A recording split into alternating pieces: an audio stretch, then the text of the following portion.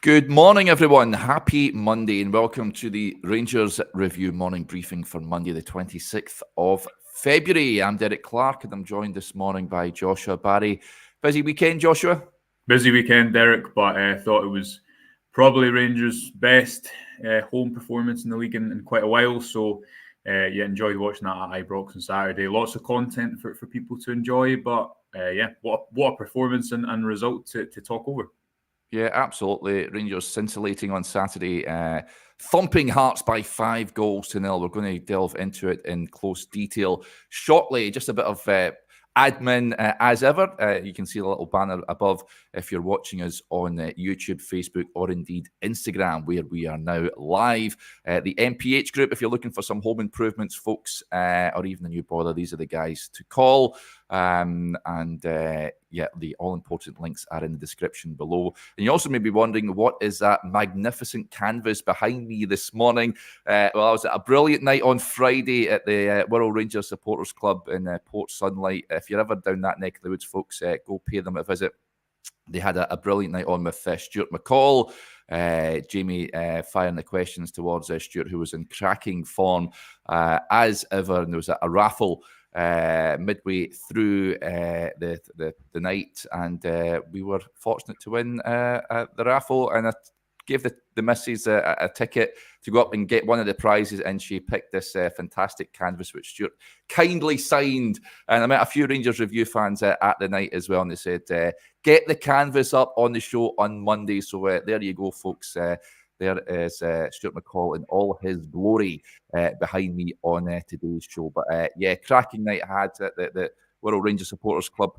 Really was a sensational evening on Friday night.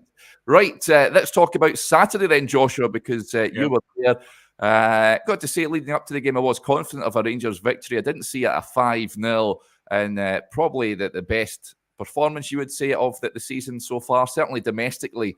At home at Ibrox on Saturday. It helps, of course, with an early goal.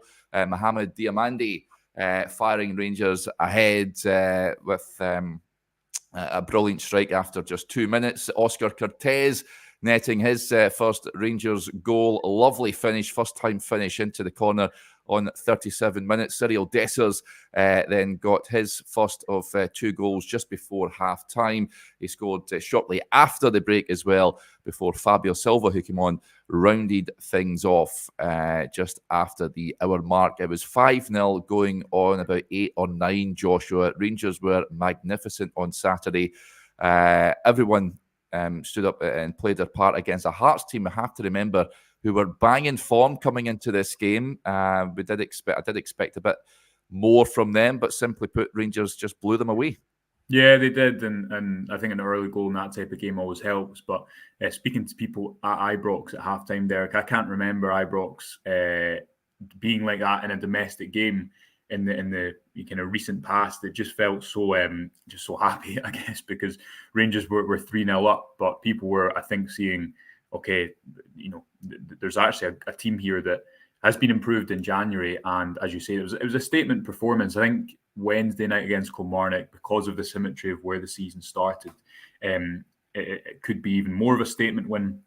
Or I think would be more of a statement when the early goal helped. I actually think Hearts had a decent spell at 1-0 where they got around the Rangers box quite a lot, but then Rangers had space, and I think they were just ruthless. The expected goals was under 2, it was about 1.5. Yeah. The shot map to throw up, but it just shows why sometimes stats don't tell the entire story of the game, because anyone who was in the game, who was at the game when it went 5-0 after about 66 minutes and Clement was still urging his team back and discouraging them from a long celebration, you did think that Rangers could go. There was as many goals, I think, as they wanted in that game. So it was just one of those types of games. And they got a wee bit sloppy at 5-0. You can probably forgive them for that. And Jack Butland had to make a few saves. Lawrence Shankland hit the post as well. But yeah, overall, a game where I think the finishing quality was really high. We spoke about that at the Ross County game, the reaction to not getting that 4th goal. Well, it was a good day for the fact it was a good day for Rangers in a sense of the defence. Butland bailed them out when they got a bit sloppy, Derek. But generally, something that we spoke about last week, another clean sheet, another time where Rangers have managed to largely keep the opposition at bay until they went 5-0 up and how much attention do you give that? How much is that just a game, the tempo dropping off? But then also, 2 goals for Dessers and all your January additions scoring look really, really good as well. So I think a really good day for Clermont and Rangers, and felt like a really emphatic way to take on, as you say, a Hearts team who are probably in the best form they've been in for, I don't know, a long time. I think they'd only lost 2 games since they played Rangers at Hampden in that 3-0 League Cup final semi-final defeat. So they were in good form, but after that early goal, I think Rangers really did blow them away. And even though the expected goals wasn't extremely high, it did feel like it could have been more. Yeah, there's so much to talk about, so much to unpack from the game. Where should we start? I know you want to touch on Redvan, and a lot of comments coming in about him as well, Joshua. Thought he was superb on Saturday. Aldo, with a point here, he says, Redvan's crossing has come on a ton. He deserved to have 1 or 2 assists. Man of the match for me. One of his best games in a Rangers jersey. You could say that about a lot of the players on Saturday. But why has he improved so much under the manager, do you reckon? He's now the bona fide left back, isn't he? No Bonner came in against St Johnstone. I wouldn't be surprised, incidentally, to perhaps see Bonner on Wednesday night. I think the manager, he said himself that he's a big fan of rotation. But Rangers have got a very good left back on their hands in Redvan Yilmaz. Yeah, they do. I think firstly, why is it taking him? I think it's the first run of he's had in the team. Now, there's different factors to that. When he came, he was very slight and he couldn't play games consistently. You remember when he came in one of Gio's final games and he pulled his hamstring against tore his hamstring against it was Aberdeen after about 10 minutes or something like that, and he'd still made a positive impact on the game. Didn't really suit Michael Beale's football because he wasn't his crossing was good at the weekend, but he's a player who I think thrives when he's playing with probably a winger ahead of him. The reason being, I tweeted out, and we're going to have an article, and we're going to look at this in video format later in the week as well, his performance in a bit more detail, because it was so good, and I think shows how that position is evolving at Ibrox. But there was a moment for the first goal where and I tweeted this out, and I just said, okay, sometimes he might not get as many direct assists as Barisic, but if you watch Redvan for the first goal, it's quite simple what he does. He makes a forward run, he takes a midfielder away. But I thought that kind of just sums up his game. Instead of, and it's why it suits Clermont's style of football, instead of sitting deep, taking the return pass and trying to keep the ball and circulate and wait for an opening, he wants to go straight through teams. He wants to attack. He can be a bit risky with his passing sometimes. But I think the best way to describe it, Derek, is he is an attack-minded player in a different way to Barisic. Barisic is a crossing fullback who has fantastic assets in that regard. But I think the fullback role has changed quite a lot now. They're playing inside the pitch a lot more frequently. There's a reason that we see all those trends down south in the Premier League as well. And often that's the area where a player might get a lot of the ball there. It's a difficult run to track. He can vary his movement more because he can go inside or outside. And just on a basic level, if you don't, I think it's the same with Diomande. If you don't know if your opponent's going to go one way or the other, that unpredictability makes it far more difficult to play against them. And he's more of a dribbler. And I actually thought, as the comment said, his crossing was really good. And that's been something that's not always looked like a strength of his game. So we spoke in the January window. And for a long time, I think a lot of people, probably myself included, would say about Redvan, he's a good player. And people would say, well, you've never seen that. That was true at that point. But as soon as he's had this run in the team, you start to look at January and say, and Chris and I spoke about this after the game on Saturday, Derek, but you start to look at January and say, can you imagine now selling him for £3 or £4 million? This is a player who is still only, 22, 23, could go and have a very good Euros in the summer. And I thought was, again, great symmetry in that the only thing that's really been held against him is his size. And I'm sure at one point that will be targeted again. But generally, I think he's been pretty good in the air. And if you think back to that Hearts 2-1 game where Shanklin peeled off and in Clermont's third game, and Rangers had that comeback win, and that was up kind of held against Redvan. That's going to happen every time. Teams will just target him in Scottish football. But what you said, I think, leading up to the game is, well, you'd far rather also have him in there for what he's going to give you on the ball. And will he be beaten for a header again at one point? Yes. But I think we can see now, after this run of games, that what you get from him is going to far outweigh what you don't get for him. And I think Rangers, the dynamic of that left-hand side with Cortez, it looks really exciting with Redvan in good form as well. Yeah, that was outstanding punditry from me last week. I take all credit for that. It was. You did call it. Yeah, absolutely. Another player that we want to discuss, it ties in your piece on the website. Go and check it out, folks. Over the weekend, Joshua's Diomande article, which is a great read, looking back into the time when he was running about with a Rangers jersey on it and what have you, to now appearing for the first team and doing the business and scoring goals, Joshua. I remember when he was signed, I spoke to a Northland podcaster, Casper, who was terrific, apart from mixing up Rangers with Celtic, which he got absolute dog's abuse for. But he did say that scoring goals is something that he needs to work on because he should be getting more goals and assists to his name. He's now scored 2 and 2 brilliant goals. I really like the look of this boy. Played in another. He's very versatile, isn't he? Plays in all manner of positions. But Rangers again have done good business last month in bringing this guy in. We know it's an obligation to buy, so that fee of around about £4.5 million will be paid in the summertime. But I really like the look of Mo. Yeah, I think the January recruitment at the moment looks really good. I tweeted out and included in this piece that the challenge in changing recruitment focus with someone like Coppin was not only to get players long term, moving to different markets, undervalued markets, not just targeting England, and not just either putting in a sporting director who had a wide range or a head of recruitment who was more focused on England, but these kind of undervalued markets. And he was someone that Rangers had attracted previously, but Coppin had as well. And I think there was a really interesting interview. I think it was Jamie Carragher was speaking about when he went to see Michael Edwards, who was the Liverpool.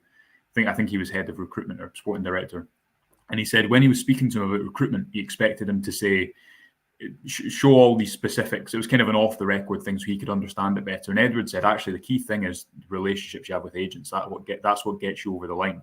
It's the fact that if you have a trusted figure at the top in a recruitment sense who can say, here's the pathway, here's why they should come, then that is going to make the difference. And he was comparing it to Man United, who've paid over the odds for 10 years because they've not had specialists in that area. So although it's not as if Rangers wouldn't have been totally unaware of this player before, but I think you can see the impact of having someone like Coppin come into the club pretty quickly, because it's been a good start from him and Cortez and Silva.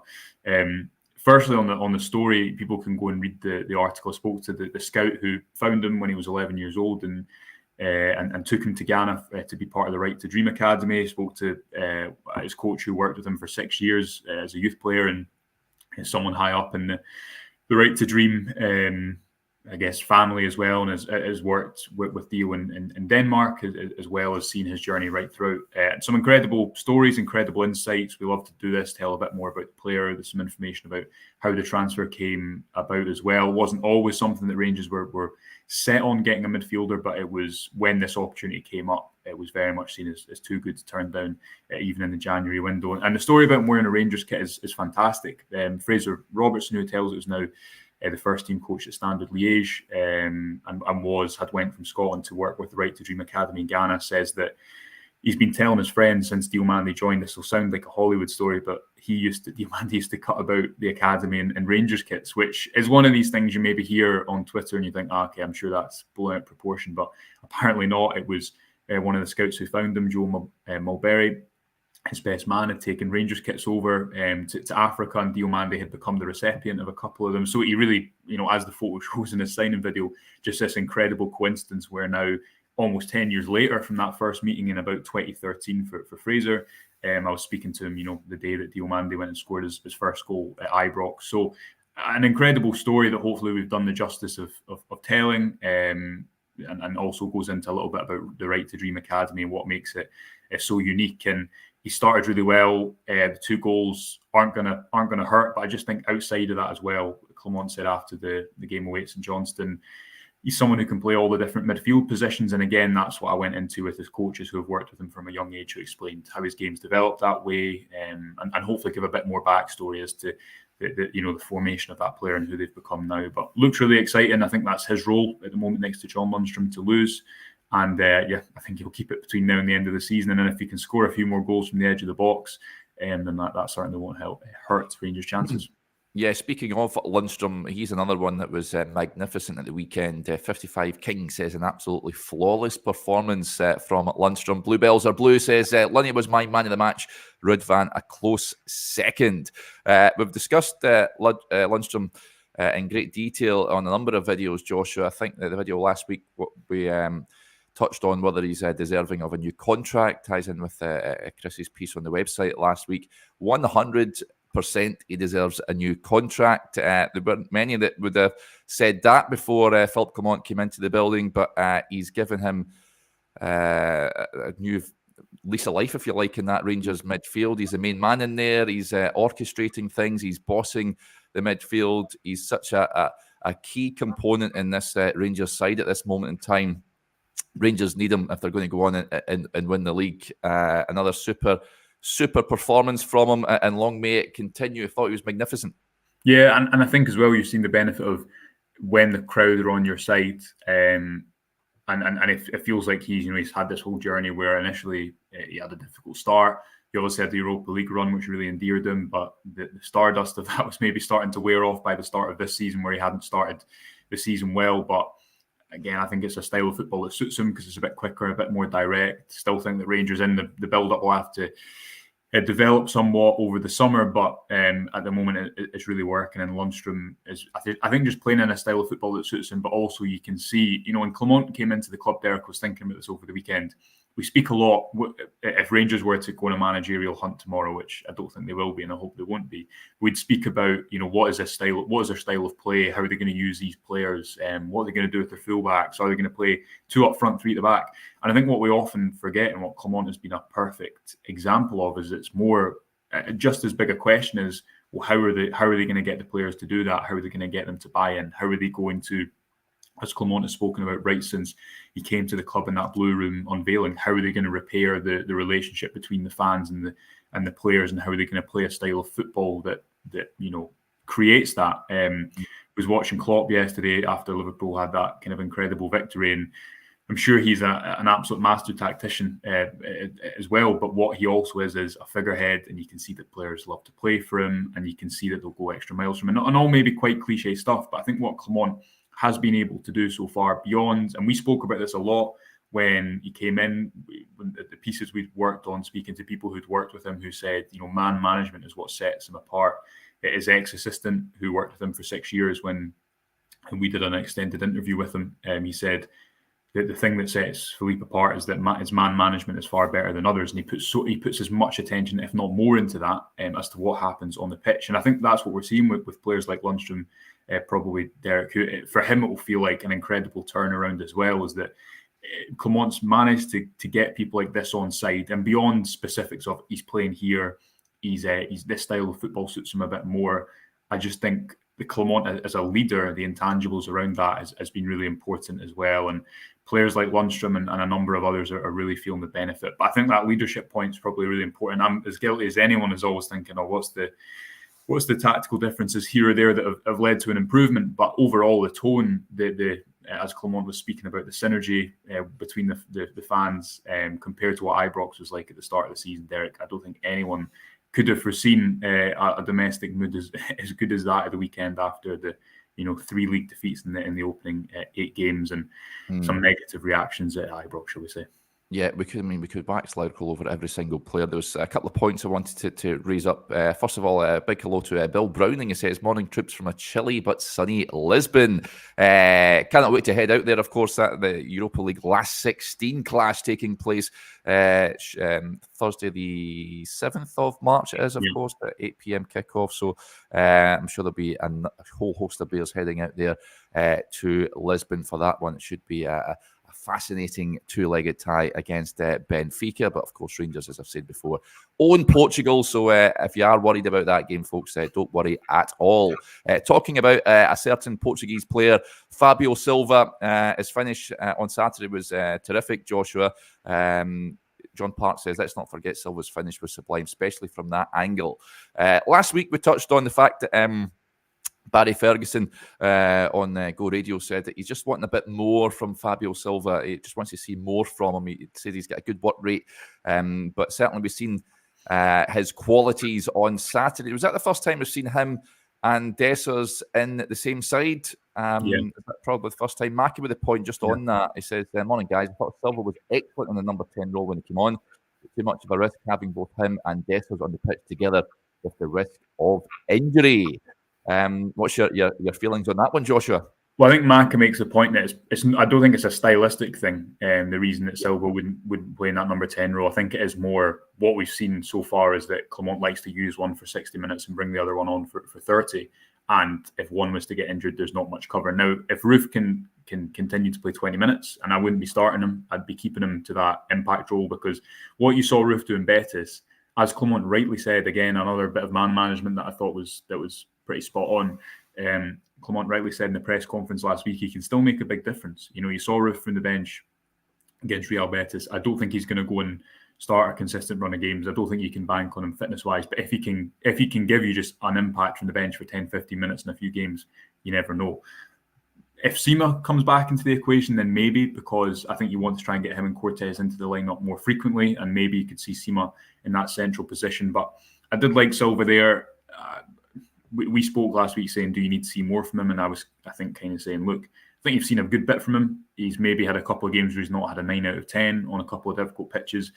But I think he's consistently, like when he's been on the pitch, he's made a really good impact. Maybe there's been a couple of away games, Hibs away, where he's been a bit quieter, St Johnstone away. Again, difficult pitches where it's more about running, maybe not so much Hibs, but St Johnstone, you're running the defence quite a lot in behind, and you, as Clement said, you maybe are the one that creates space for your striking partner to come on and do well later on, as was the case the other way around when Dessers started against Aberdeen and Silva came off the bench. But fantastic finish. Looks like he's playing with confidence, because the other one from the right-hand side, the volley, which Xander Clark saved really well, that would have been an unbelievable goal as well. And I think he's just started really well. And for someone who people have made a lot of noise about the fact that he's not going to score goals, he has a few already, and it's still in mid-February. He's on, I don't know what his goals per game ratio is, but I'd imagine it's pretty decent. And I think you're seeing as well, the way he won the ball back, for example, away at St Johnstone last week to help. I think it was Campbell chance that was created that Scott Wright kind of missed out in the final pass. There's a lot more to his game as well. So, yeah, I think we've seen a lot from Fabio Silva so far. I think it's been a really encouraging start. And if there is that depth at number 9, because Dessers is scoring a lot at the moment, and we should probably touch on him as well, then I would be inclined to try them both on the pitch at points, because Silva can receive with his back to goal in that position quite effectively. And I guess the more goals you have on the pitch, the better. Yeah, well, the chat was when the transfer window closed, have Rangers blown any hopes that they have with not signing a number 9? But we don't need to worry about that. It's not a concern anymore when you've got players chipping in from all over the place.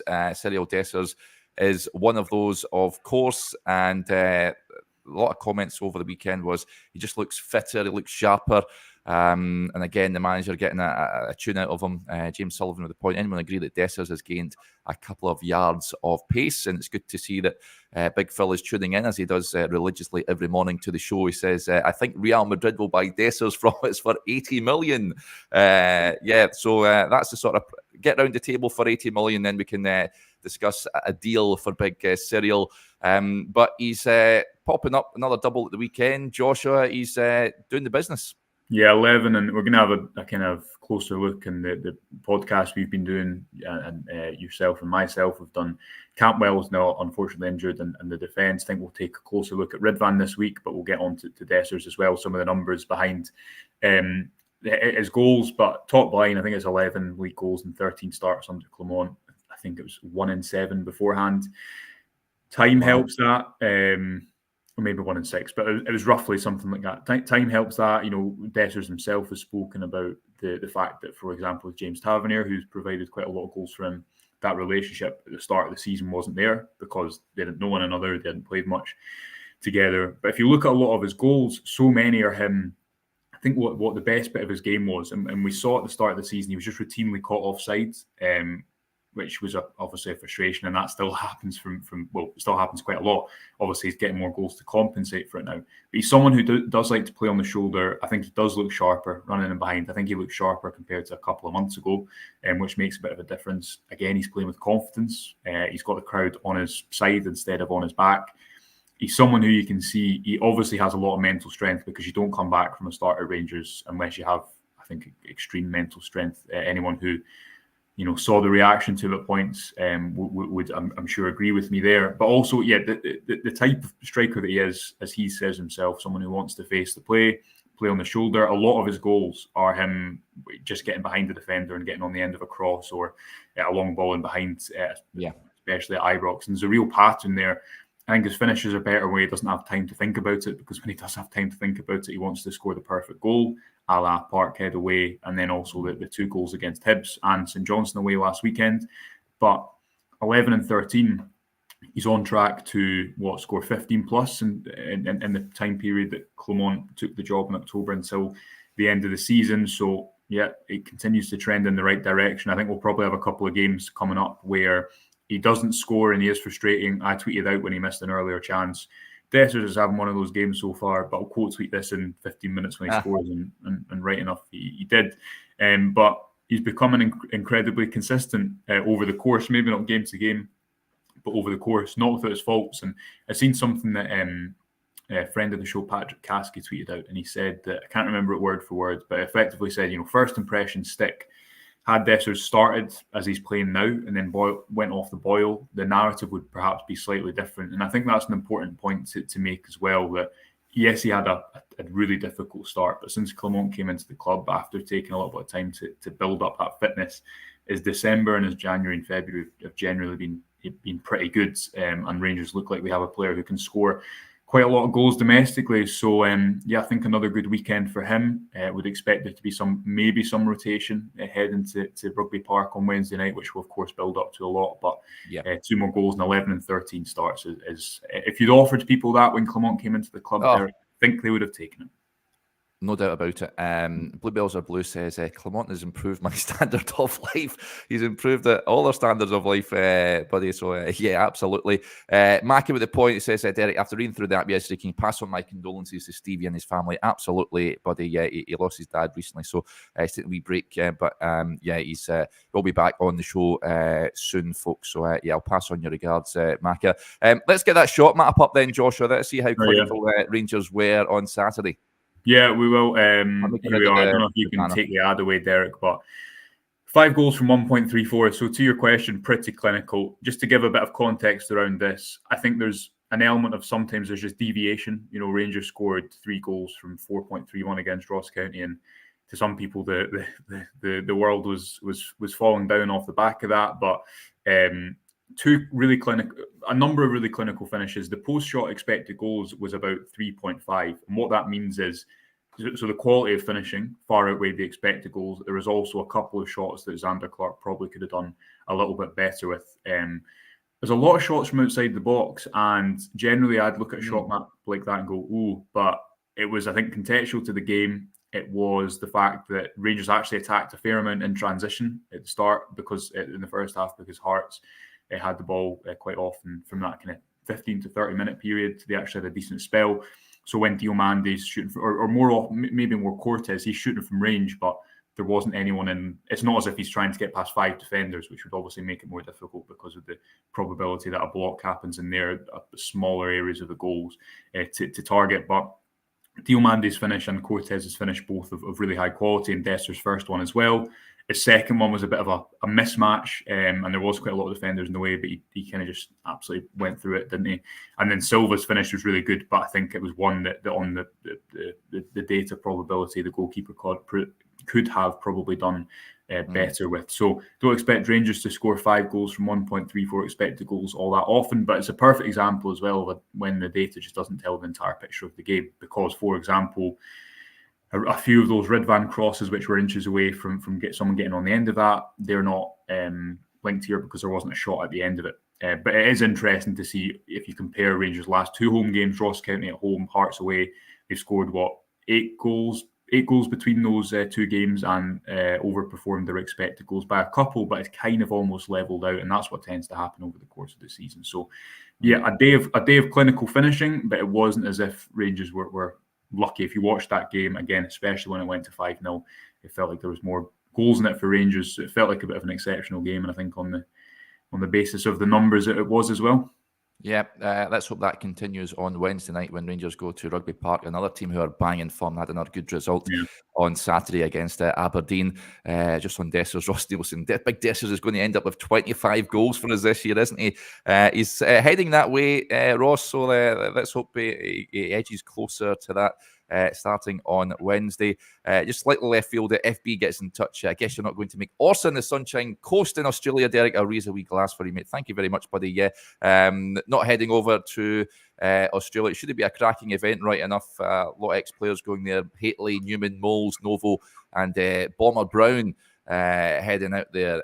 So I heard a lot of positive comments over the weekend. It was fantastic on Rangers TV on co-coms. He's always great value as John Brown, and I'm sure the others will be as well. So enjoy it, buddy. If you are you are heading over there, I'm sure it'll be a cracking event. Just before we wrap up, Chris has got a brilliant article on the website as well this morning, Joshua, on Ianist Hagi. James Stewart with the point here is, do you think Clement could get a tune out of Hagi if he returns in the summer? Do you think he'll want to move him on? He's not been asked, the manager, about Hagi yet, if I'm not mistaken, and of course he's on loan at Deportivo Alaves, not having the best of times over there in La Liga. But Chris's article is really good, talking about his time out there, how his Romanian place is under threat as well with the Euros coming up. He had a major role in getting Romania to Germany in the summer, but he's going to have to be playing minutes if he wants to secure his place in that squad. What's your view on this, Joshua, just on Ianist Hagi? I think the game may be up for him. He does have a value on his head. Like we touched on Redvan there, if he does make that Romanian squad and has a good Euros, then I think Rangers may look to cash in. I may be wrong. Philip Clement might want to bring him back and work with him. I would be surprised at that. What's your view on Hagi? Yeah, Chris's piece gives a good bit of context, speaking to a few people, so I'd encourage, I think it's in the description, obviously all over our social channels as well. Gives a good bit of context as to maybe why it's not worked out perfectly for Hagi so far. Confidence, not played a lot of football recently. The Euro 2024 question comes into it, and I think everyone would like to see him. I think he just needs to play football. Obviously, we did that interview with him when he was coming back from injury, and I think he dealt with that in an incredibly positive manner. But you've got to remember that he had that season when Rangers won the league where his numbers were really good, and he was 22 there, 21, 22. Then after the season didn't quite go to plan, he's had that injury which really took out a year and a half of football for him. You saw him, you remember when he scored that goal away at Hibs at the end of near the end of last season, when I think it was a split after the league was done, and he was emotional on the pitch. So I think you just like to see him go, and you hope that Alaves might be the loan that he needed, and listen, he might still come back from it and play some football. But I think he'll be in a place where he wants to go and play football consistently and be at a club who really gets behind him, which he did have at Rangers, but obviously a starting spot wasn't really there, and he needed to build up fitness as well. So I think, you'd like to see him, whatever happens next season, play football consistently and make up for lost time, because it must be really difficult as a footballer when that happens, especially at that kind of 23, 24 point where you should be coming into your peak, and obviously you're trying to battle back from, it wasn't just as if he had one injury in his knee. I can't remember the exact terminology off the top of my head, but it wasn't just his ACL, it was something else alongside that as well. So it was a horrible injury that will impact players, I'm sure, for different parts of their career. So, long way of saying that I hope whatever happens, he's playing football consistently. Whether that's Ibrox, I don't know. I'd probably be surprised at this moment in time, given where the squad is. But you never know. I think his focus will just be trying to get a few more games in Spain, and then obviously going to the Euros with his country, because he has been playing a bit more for them over the last year or so, and obviously scored an important goal in the qualification campaign as well. So hopefully more of that to come for Hagi. Okay, folks, that'll do us there. You can check those articles out. The links are in the description below. They're on the Rangers Review website this morning. Lots coming your way, of course, with that game on Wednesday against Kilmarnock coming up. It will be press conference day tomorrow. I think we'll record a Q&A show this afternoon as well, so I'll get that up and running, folks. If you want to get your questions in, please do so over on the members section of the YouTube channel, and we'll answer as many as we possibly can. Right, that'll do us there. Huge thanks to Joshua and to you all for tuning in as ever, and we'll speak to you a little later on. Bye for now.